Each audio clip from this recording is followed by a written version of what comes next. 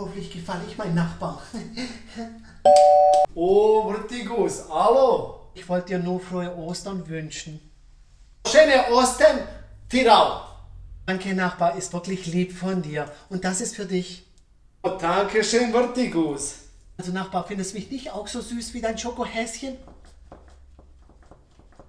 Ja, Vrtigus, tu nix süße. Also, du meinst, ich bin nicht ein süßes Häschen? Doch, tu schon diese, aber nix kleine Hähnchen. Du meinst Häschen. Ja, ich sage Hähnchen, tu nix diese kleine Hähnchen, tu zečina ona prava. Oh. Hilde, kommst du noch? Wir haben noch ein paar Eier zu mahlen. Ja, Josef, ich komm doch gleich. Oh, Komschia, diese frohe Ostern. Typisch die Balkaner. Das heißt Ostern und nicht Osten. Komschia, diese Feiertag echt gute. Ich Hause sitzen, du musst bezahlen mir. Dafür machst du mir aber die ganze Woche Überstunden.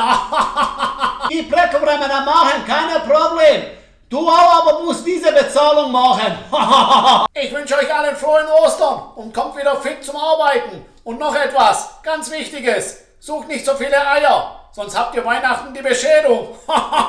Dragi moji, čestitam svima praznik, koga slavi, da ga lijepo uživate i provedete sa vašim najmilijima i da mi budete živi i zdravi, šta je najbitnije. Ljubim vas, vaš Haj Babo.